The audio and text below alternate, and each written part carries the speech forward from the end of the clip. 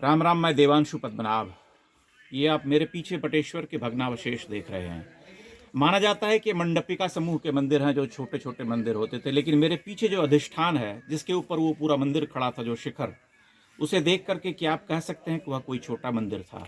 ये मैं प्रमाणित करना चाहता हूँ कि ये सिर्फ छोटे मंदिरों का समूह नहीं, बल्कि यहाँ अति विशाल मंदिर भी हुआ करते थे, और उन सभी मंदिरों को तोड़ा गया था। ये किसी भूकंप में नहीं गिरे, क्योंकि भूकंप में गिरना संभव ही नहीं है। प्राचीन भारत में मंदिरों का निर्माण ऐसा होता था कि वे किसी भूकंप या प्राकृतिक आपदाओं में नष्ट नहीं होते थे। आप मेरे साथ इस छोटी सी भाव यात्रा पर बने रहें। जैसा कि मैंने कहा कि गुर्जर प्रतिहार वंश के राजाओं का निर्माण जो होता था, वह एक विशिष्ट, उसकी एक वास्तु जो कला जो थी, एक विशिष्ट होती थी। जैसे कि यहाँ पर आप देख रहे हैं जीर्णोद्धार का काम चल रहा है, और ये जो अधिष्ठान जिसके ऊपर, जिसे हम जगती भी कहते हैं, उस जगती के ऊपर एक विशाल मंदिर खड़ा था, जिसका कि अब सिर्फ पत्थर बचा है। आप देखें, धीरे धीरे मैं आपको ऊपर शिखर दिखाने का प्रयास करता हूँ, लेकिन ऐसा नहीं है। आप इसका जो अधिष्ठान है आप देखिए, ये जो कॉलम्स हैं उसका आप देखिए आधार, और उसके आधार पर आप आकलन कीजिए कि यहाँ जो एक जो पूर्ण मंदिर जो रहा होगा, शिखर युक्त ऊपर की तरफ जाता हुआ, क्या वह छोटा मंदिर रहा होगा? संभव ही नहीं है। यहाँ पर जो विशिष्ट चित्रकला जो आप देखते हैं दीवारों पर, विभिन्न भाव मुद्रा की, जीवन की दैनंदिनी जो होती है, उसे उत्कीर्ण किया गया है। कुछ कार्य करती हुई स्त्रियां हैं, देवी देवताओं की प्रतिमाएं हैं, यहाँ नृत्य और वाद्य यंत्र लिए हुए दिख रहे हैं कलाकार।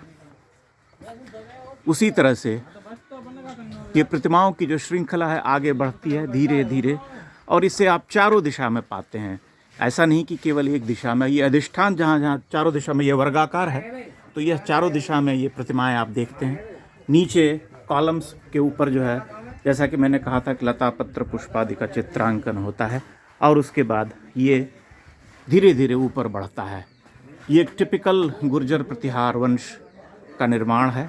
और मैंने जैसा कि इससे पहले वीडियो में बताया था कि गुर्जर प्रतिहार वंश का जो निर्माण होता है वह एक विशिष्ट शैली का होता था, जिससे कि बाद के उनके जो परवर्ती राजवंश हुए, उन्होंने बहुत कुछ उनसे लिया, ग्रहण किया, और अपने निर्माण कला में कुछ नयापन लेकर के जो है वो कुछ उसे अपना मौलिक रूप भी दिया, जैसे कच्छप घात या परमार या फिर दूसरे जो राजवंश थे।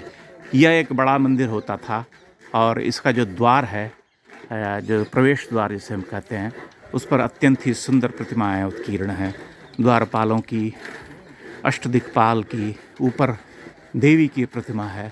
भीतर कौन से देवता विराजित थे यह मैं कह नहीं सकता।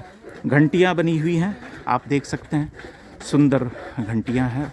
बगल में फिर लताओं का चित्रांकन है, और यह स्तंभ जो है ऊपर एक कलश के साथ, ऊपर जिसे हम सिरदल कहते हैं, ऊपर जो ललाट बिंब जिसे कहते हैं, वहाँ पर देवी देवताओं की प्रतिमा के साथ यह समाप्त होता है। यहाँ पर बटेश्वर में शिव, भैरव, भगवान विष्णु और शक्ति, इन सब की प्रतिमाएं, इन सब की मूर्तियाँ, इन सब के देवी देवताओं के मंदिर होते थे अलग अलग। तो इनमें उनमें से ही किसी एक का यह मंदिर रहा होगा। यहाँ पर सरस्वती की प्रतिमा है, आप नीचे देखते हैं, ये वीणा लिए हुए, और उधर जो है द्वारपालिकाएँ हैं, इधर भी आप वही देखते हैं, द्वारपालिकाएँ, नर नारी की प्रतिमाएँ भी हैं। और ये गर्भगृह में चूँकि अब कुछ रहा नहीं इसलिए, लेकिन जीर्णोद्धार का कार्य जारी है, और मैं समझता हूँ कि एक दिन जो है धीरे धीरे जब यह काम पूरा हो जाएगा, तब यह जो टूट फूट ध्वंस जो दिखाई देता है वह नहीं दिखाई देगा, और यह एक सुघड़ सुंदर सुव्यवस्थित मंदिर क्षेत्र के रूप में फिर से स्थापित होगा। इन्हीं शब्दों के साथ मैं अपनी इस भाव यात्रा को समाप्त करता हूँ, और आगे जो है आपको दूसरे अन्य क्षेत्रों में ले जाता रहूँगा। बहुत बहुत धन्यवाद। प्रणाम।